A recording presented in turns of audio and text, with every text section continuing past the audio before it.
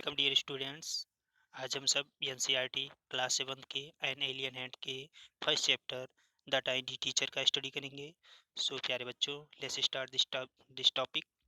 दो so very small the ant is unbelievably intelligent and hard working. यद्यपि चींटी जो होती है बहुत छोटी होती है, लेकिन अविश्वसनीय तरीके से ये बहुत ही बुद्धिमान और हार्ड वर्किंग होती है। Among the various kinds the commonest and is black और रेड। यानी चींटियों की कई वैरायटीज हैं, वेरियस टाइप्स हैं, उनमें से जो सबसे कॉमन है वो है ब्लैक और रेड टाइप कलर की चींटी। Ants live in comfortable homes called anthill. चींटियाँ जिस आरामदायक, कंफर्टेबल मीन होता है आरामदायक, होम्स में रहती हैं उसे हम एंथिल्स के नाम से जानते हैं। Name the smallest insect you have seen and the wisest. यहाँ राइटर पूछता है कि हमें एक ऐसे कीड़े इंसेक्ट का नाम बताना है कि जो सबसे छोटा और सबसे बुद्धिमान होता है। Is it the fly? क्या ये मक्खी हो सकती है? नो इट इजंट, ये मक्खी नहीं है। It is the mosquito? क्या ये मॉस्किटो है? नो नॉट द मॉस्किटो, ये मच्छर नहीं है। Then it must be the worm, तब तो ये जमीन पर रेंगने वाले कीड़े हो सकते हैं। वार्म मतलब होता है जमीन पर रेंगने वाले कीड़े। नो नन ऑफ दीज, इनमें से कोई नहीं है। इट इज द एंट, बल्कि यह कौन है? एंट है, चींटी है। The commonest the smallest but the wisest insect. चींटी जो होती है वो सबसे कॉमन, सबसे छोटी और सबसे बुद्धिमान या होशियार इंसेक्ट होती है। The story of an ant's life sound almost untrue. चींटी की लाइफ की जो स्टोरी है वो नॉर्मल व्यक्ति को ऐसा लगेगा कि यह सच हो ही नहीं सकती। But people have kept ants as pet. लेकिन लोगों ने चींटियों को पालतू जानवरों की तरह बिहेव करना यानी पालना शुरू कर दिया। And have watched their daily behaviour closely. और उनकी जो डेली बिहेवियर थी, डेली एक्टिविटीज थी चींटियों की, उनको ही बहुत ही क्लोजली, क्लोजली मतलब होता है बहुत ध्यानपूर्वक या निकटता से देखना शुरू कर दिया। So we know a number of facts about this tiny hard working and intellectual creature. So we know a number of facts about this tiny hardworking and intellectual creature. इस प्रकार से हमें इस छोटे से हार्ड वर्किंग और बुद्धिमान प्राणी के बारे में बहुत सारे तथ्य मालूम हुए, बहुत सारे फैक्ट हमें पता चले। An ants uses its feelers or antennae to talk to other ants by passing messages through them. जो फीलर्स होता है, जैसे आपने देखा होगा चींटियों के नोक पे एक नुकीला होता है, उसे हम फीलर बोलते हैं। तो उसका यूज जो है वो चींटियाँ एक एक दूसरी चींटी से बात करने के लिए और एक दूसरे को मैसेज पास करने के लिए यूज करती हैं। Watch a row of ants moving up और डाउन द वॉल। आपने देखा होगा कि चींटियां जो है जब जमीन पे चलती हैं तो एक रो में, एक लाइन में रहती हैं, या फिर दीवार पे जब चढ़ती हैं या दीवार से नीचे आती हैं तो वो सब एक लाइन में होती हैं। Each and grids all the others coming from the opposite direction. और आपने ये भी देखा होगा कि जब चींटियां एक दूसरे डायरेक्शन में जाती हैं तो एक दूसरे से टकराती हैं। तो इसका मतलब वो एक दूसरे से फाइटिंग नहीं करती हैं, बल्कि एक दूसरे को ग्रीट करने के लिए, एक दूसरे को का वेलकम करने के लिए, एक दूसरे को हेलो हाय या एक दूसरे का अभिवादन करने के लिए वो लोग एक दूसरे से टकराती हैं। There are many kinds of ants, the commonest among them are the black और रेड वंस। चींटियों के कई प्रकार हैं, उनमें से जो सबसे कॉमन है वो है ब्लैक या रेड कलर का। We have seen them since we were children. हम लोग चींटियों को तब से देख रहे हैं जब कि हम लोग बच्चे थे, तब से चींटियों को देख रहे हैं। But haven't paid enough attention. Enough attention mean होता है पर्याप्त ध्यान देना, टू देम, लेकिन हम लोगों ने कभी भी इन पर उतना ध्यान नहीं दिया। Where do they live? वे कहाँ रहती हैं? In their comfortable homes called nest और एंथिल्स। और जिस ही वो आरामदायक, कंफर्टेबल मीन होता है आरामदायक रूम में रहती हैं, उसको हम लोग नेट्स या एंथिल्स बोलते हैं। Each has hundreds of little rooms and passage. Passages mean होता है रास्ते, और हर एंथल्स में लगभग सैकड़ों कमरे और रास्ते होते हैं। In some of these rooms are queen ants lays eggs. इनमें से कुछ कमरों में जो क्वीन एंट होती है वो अंडे देती है। Others are nurseries for the young ones. और अदर जो कमरे होते हैं वो जो नर्सरीज होते हैं, छोटे छोटे बच्चे होते हैं जिन्हें हम ग्रफ्स बोलते हैं, जो चींटी के छोटे छोटे बच्चे होते हैं उनको ग्रफ्स बोलते हैं, उनके उनके लिए होते हैं। Workers have their reserve quarters. और जो वहाँ वर्कर होते हैं उनके लिए कुछ रिजर्व क्वार्टर्स होते हैं, क्वार्टर्स में कमरे होते हैं। They spend most of their time searching for food, और वो लोग अपना ज़्यादातर समय जो है वो खाने की तलाश में व्यतीत करते हैं। Some rooms serve as store house for this food, और उसमें से जो एंथिल में और जो कमरे होते हैं वो उसमें से कुछ कमरे जो होते हैं वो खाना के लिए स्टोर रूम के रूप में यूज किए जाते हैं। Soldiers have separate barrack barracks, जो उसमें से सिपाही होते हैं, क्योंकि चींटियों में कई वैरायटी होते हैं, तो जो सिपाही होते हैं उनके लिए अलग सेपरेट मीन अलग बैरक होता है। No worker has ever tried to live in a soldiers house, और कोई भी वर्कर कभी भी सोल्जर्स के हाउस में रहने की कोशिश नहीं करता है। No soldiers has ever gone out searching for food, और ना ही कोई सोल्जर्स कभी भी बाहर खाने की तलाश में जाता है। No worker or soldiers or cleaner has ever harmed a grub, ना तो कोई वर्कर, ना ही कोई सोल्जर, और ना ही कोई क्लीनर कभी भी ग्रब्स यानी जो चींटियों के छोटे छोटे बच्चे होते हैं उनको नुकसान पहुंचाते हैं। सो यू सी, इस प्रकार आपने देखा an ants life is very peaceful. इस प्रकार से आपने देखा कि जो एक चींटी होती है उसकी लाइफ कितना पीसफुल होता है। Each does its share of work intelligently and bravely, हर कोई अपना काम जो है उसको बुद्धिमानी और बहादुरी के साथ करता है। And never fights with other members of the group, और अपने ग्रुप के दूसरों मेंबर से कभी भी लड़ाई झगड़ा नहीं करते हैं। सेकंड पार्ट हम देखते हैं। The queen and ant has a pair of wings, जो क्वीन एंट होती है उसके पास एक पेयर विंग्स होते हैं। Which she cast off before she begins to lay eggs, उसे अंडे देने से पहले वो इन पंख को काट देती है।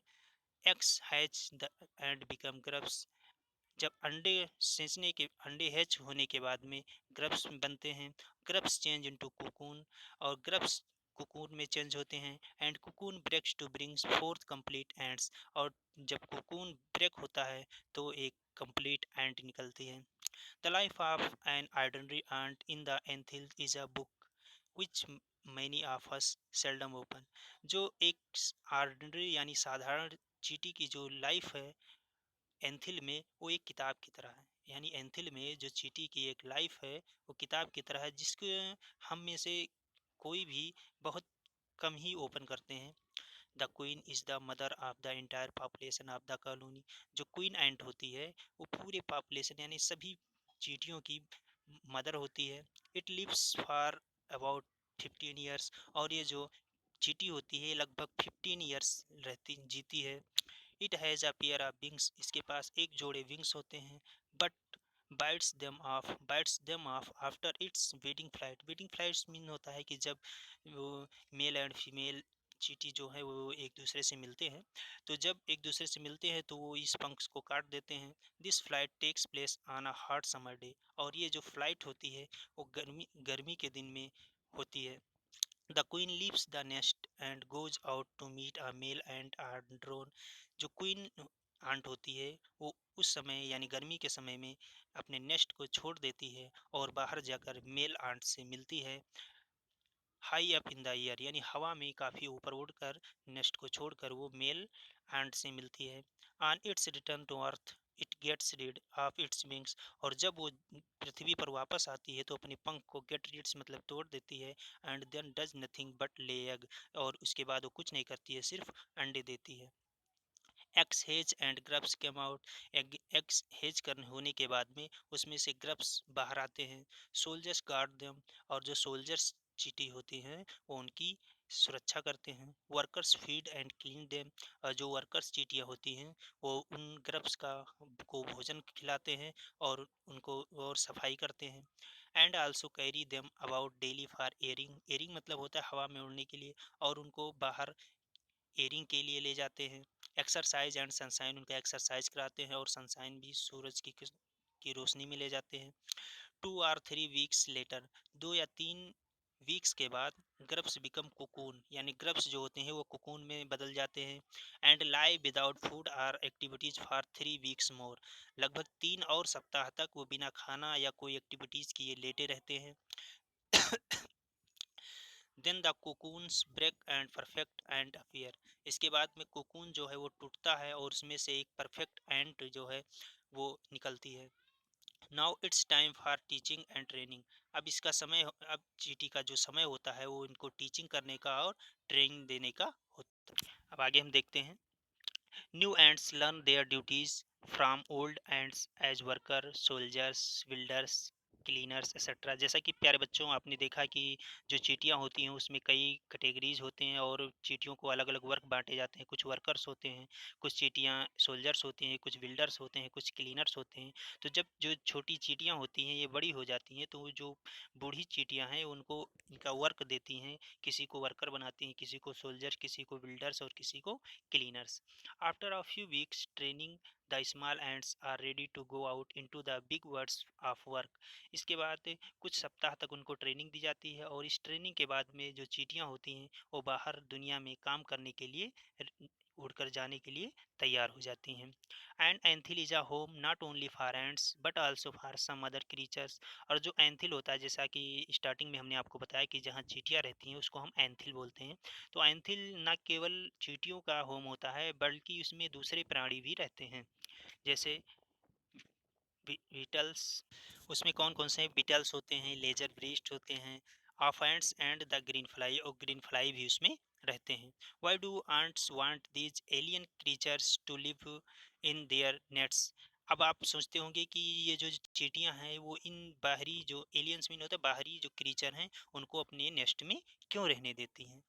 फॉर सेवरल रीजन्स, इसके लिए कई कारण हैं। Some gives off smell pleasants to ants, यानी कुछ ऐसे क्रीचर्स होते हैं कि जो एंड्स को स्मेल यानी प्लीजेंट स्मेल यानी कि अच्छी खुशबू देते हैं, सेंसेस।